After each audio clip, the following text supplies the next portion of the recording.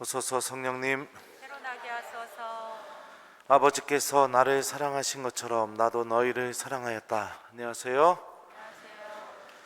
안녕하세요. 오늘 복음에서 예수님께서 너희는 내 사랑 안에 머물러라 라고 말씀하십니다. 세상을 떠나시기 전에 제자들에게 유언처럼 남기시는 마지막 말씀이라고 제가 지난주 강론 때 얘기했었죠. 오늘 복음 말씀도 그 말씀의 연속적인 말씀입니다. 마지막으로 제자들에게 남기시는 말씀, 그 말씀의 핵심은 당신 사랑 안에 머무르는 삶을 살으라고 초대하고 계십니다. 그리고 그 사랑 안에 머무를 수 있는 방법도 알려주십니다. 뭐죠? 서로 사랑하여라 라는 말씀입니다. 예수님의 이 말씀은 내가 좋아하는 사람들, 또 내가 이미 사랑하고 있는 사람들에게는 큰 어려움 없이 실천할 수 있습니다. 그렇죠? 그런데 우리가 사랑해야 할 대상인 이 서로에 해당되는 사람이 만약 내가 좋아하지 않는 사람들이라면, 그리고 내가 싫어하거나 미워하는 사람들이라면, 또 누군가의 도움이 절실히 필요한 사람들이라면 이 말씀은 어떤 말씀으로 다가올까요? 완전히 다른 말씀처럼 되어버립니다. 지킬 수 없는 말씀, 너무 버거운 말씀, 이런 말씀으로 금세 바뀌게 됩니다. 더군다나 마태복음에서 예수님께서는 우리가 서로 사랑해야 할 대상인 그 서로가 누구에게까지 적용되는지 분명히 알려주고 계십니다. 너희는 내가 굶주렸을 때 먹을 것을 주었고, 내가 목말랐을 때 마실 것을 주었으며, 내가 나그네였을 때 따뜻이 맞아들였다. 또 내가 헐벗었을 때 입을 것을 주었고, 내가 병들었을 때 돌보아 주었으며, 내가 감옥에 있을 때 찾아주었다. 이 말씀뿐만이 아닙니다. 이것보다 이 서로에 해당되는 그 범위가 우리가 정말 받아들이기 힘든 사람까지 더 확장됩니다. 누구에게까지 확장될까요? 원수를 사랑하여라. 그러니까 서로 사랑하여라. 이 말씀은 내가 좋아하는 사람만, 내가 사랑할 수 있는 사람만 그렇게 사랑하라는 말씀이 아닙니다. 나와 상관없는 사람, 또 내가 미워하는 사람, 또 내가 절대로 용서하기 어렵다고 느껴지는 그 사람도 이 서로 사랑하여라 라는 말에 분명히 포함되어 있는 사람들입니다. 이 말씀이 버겁게 느껴지고 부담스럽게 느껴진다면, 또 지킬 수 없는 것처럼 느껴진다면 우리는 어떻게 해야 됩니까?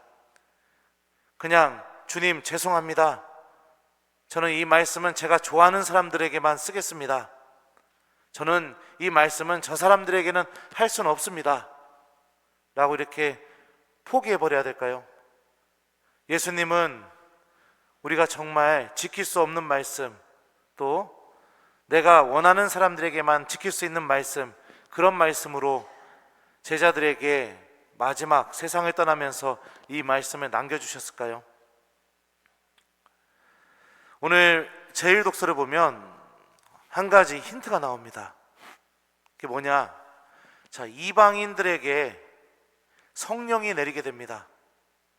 세례를 받기 전에요. 베드로가 이렇게 말합니다. 나는 이제 참으로 깨달았습니다. 하느님께서는 사람을 차별하지 않으시고 어떤 민족에서건 당신을 경외하며 의로운 일을 하는 사람은 다 받아주십니다. 자, 하느님께서 차별하시는 분이 아니라 모두를 다 사랑하신다는 사실을 베드로는 깨닫게 됩니다. 그렇게 되자 어떻게 하죠? 바로 마지막 구절이죠.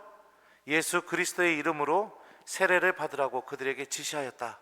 그러니까 하느님이 원하시는 것을 알게 되니까 베드로 사도도 이방인들에게 세례를 당연히 주는 모습을 보여줍니다.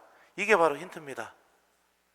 우리가 도저히 불가능하다고 여길 때 어떤 선택을 해야 되는가? 하느님을 바라보는 게 필요합니다. 예전에 저는요, 오랜 시간 동안 저희 집에 할머니가 계셨었습니다. 할머니는 치매를 앓으셨었고, 시간이 지나면 지날수록 그 치매는 점점 심해졌습니다. 그리고 부모님에게도 또 저와 동생에게도 굉장히 큰 어려움으로 다가왔습니다. 그래서 치매 걸린 할머니 때문에 가족들이 많이 힘들어 했었어요. 그리고 특히 저희 부모님이 많이 힘들어 하셨겠죠.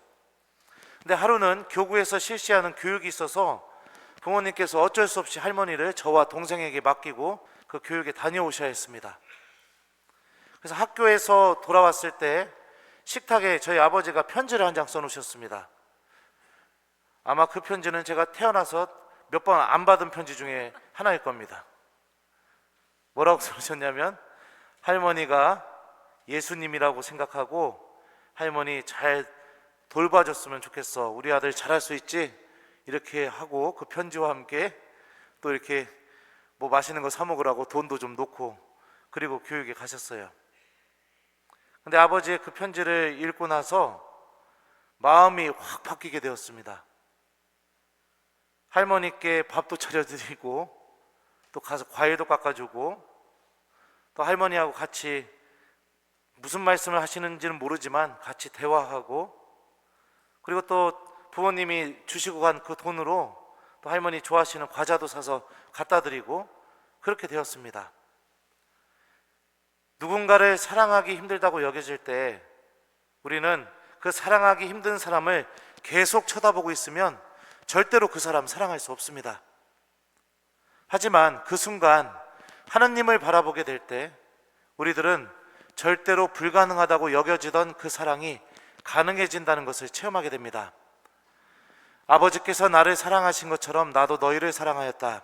예수님께서는 너희는 내 사랑 안에 머물러라 라고 말씀하시기 전에, 또 서로 사랑하여라 라는 계명을 주시기 전에 먼저 하신 말씀은 아버지께서 나를 사랑하신 것처럼 나도 너희를 사랑하였다 라는 이 말씀하십니다.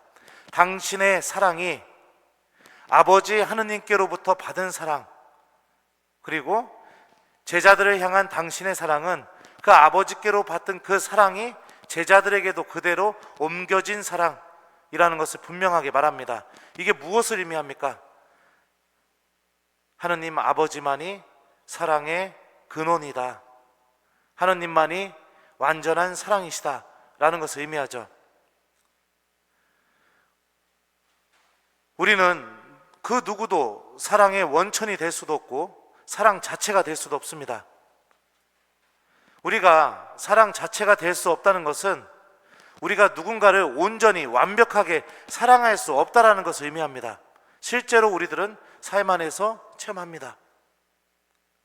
그러기에 우리가 누군가를 사랑할 수 없다고 여겨질 때, 사랑하기가 불가능하다고 여겨질 때 사랑의 원천이시고 사랑의 근원이신 하나님을 바라봐야 됩니다. 그래야 비로소 우리는 누군가를 사랑할 수 있게 됩니다. 특히 내가 사랑하기 어렵다고 판단되는 사람들을 사랑하려고 할 때요. 이 독서 말씀 들어보죠. 사랑하는 여러분, 서로 사랑합시다. 여기서부터가 중요합니다. 사랑은 하느님에게서 오는 것이기 때문입니다. 사랑하는 이는 모두 하느님에게서 태어났으며 하느님을 압니다. 사랑하지 않는 사람은 하느님을 알지 못합니다.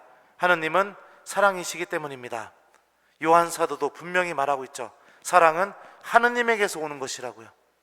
그러니까 내가 누군가를 사랑하려면 하느님에게서 오는 그 사랑을 통해서 사랑할 수 있도록 하느님을 바라보고 하느님께 도움을 청하는 게 필요합니다. 사랑이 버거워질 때, 사랑하기 어렵다고 느껴질 때, 그 순간마다 우리가 바라보고 돌아가야 할 대상은 사랑의 원천이신 하느님이십니다. 하느님을 바라보고 하느님 안에 머물고 그분과 함께하는 시간을 마련하고 또 그분의 말씀이 우리 안에 머물고 주님께 도움을 청하고, 이런 것들이 있어야 우리는 예수님께서 사랑하시는 사람들을 나도 사랑할 수 있게 됩니다. 그리고 이것이 바로 신앙인들이 갖고 있는 사랑의 공식입니다. 내가 사랑할 수 있는 사람, 내가 좋아하는 사람만 사랑하는 사랑, 그런 사랑이 아니라 예수님께서 사랑하시는 사람들을 사랑하는 사랑, 그 사랑을 하기 위해 하느님 안에 머물고 하느님께 도움을 청하고 그분의 말씀에 믿음을 두는 것, 이게 바로 사랑의 공식이죠. 하느님을 바라보지 않고 하느님 안에 머물지 않은 채 이루어지는 사랑은 금세 식어버립니다. 그리고 금세 고갈되어 버립니다. 그리고 점점 서로에게 무관심해지고 상처를 주고 아픔만 남기게 됩니다. 만약 지금 누군가와 상처만 주고 있는 사랑을 하고 있다면, 만약 지금 누군가와 무관심 속에 내버려두는 그런 사랑만 하고 있다면 하느님의 사랑 안에 머무르는 것을 선택해 봤으면 좋겠습니다. 숙제 주겠습니다. 일주일 동안 우리 모두 하느님 안에 머무르는 시간을 갖고 서로 사랑하는 한 주간이 되었으면 좋겠습니다. 하느님의 말씀이 여러분 안에 머물게 하십시오. 그리고 그 말씀이 여러분의 사랑을 통해 이웃들에게 실천되게 하십시오. 사랑의 원천은 하느님이시고 나의 사랑은 주님께로부터 받은 그 사랑을 이웃들에게 나누어 주는 것입니다.